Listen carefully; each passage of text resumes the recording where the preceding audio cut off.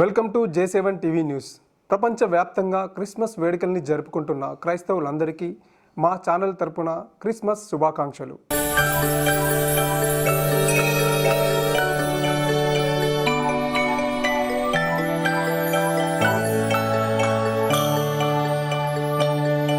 Christmas సంబరాలు అంబరాన్నంటాయి. ప్రార్థనా మందిరాలన్నీ కలకలలాడుతూ కనిపిస్తున్నాయి. క్రైస్తవ సోదరులు ఆనందోత్సాహాలతో పండుగ జరుపుకుంటున్నారు.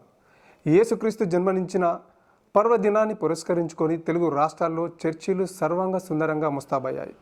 చర్చిలను రంగురంగుల విద్యుత్ దీపాలతో అందంగా అలంకరించారు.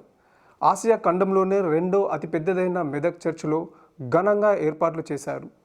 100వ పడిలోకి అడుగిడుతున్న సందర్భంగా ఏడాది పాటు సంబరాలు నిర్వహిస్తామని నిర్వాహకులు తెలిపారు. ఈ చర్చిలు చూసేందుకు దేశ విదేశాల నుంచి భక్తులు వస్తుంటారు.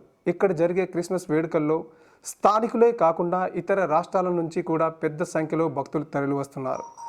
జనవరి 1 వరకు భక్తుల తాకిడి తీవ్రంగా ఉంటుందని, అయినా ఎలాంటి అసౌకర్యాలు కలగకుండా అన్ని ఏర్పాట్లు చేశామన్నారు నిర్వాహకులు. హైదరాబాద్, సికింద్రాబాద్లోని చర్చిలన్నింటినీ సుందరంగా అలంకరించారు. భక్తులు పెద్ద సంఖ్యలో పర్వదిన వేడుకల్లో పాల్గొంటున్నారు.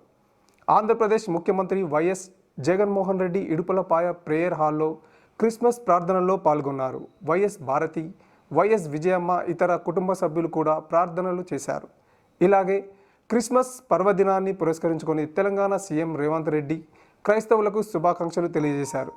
రాష్ట్రంలో సెక్యులర్ ప్రభుత్వం ఏర్పడిందని, మత సామరస్యాన్ని కాపాడుకుంటూ పరిపాలన ప్రజాస్వామికంగా పారదర్శకంగా కొనసాగిస్తామన్నారు.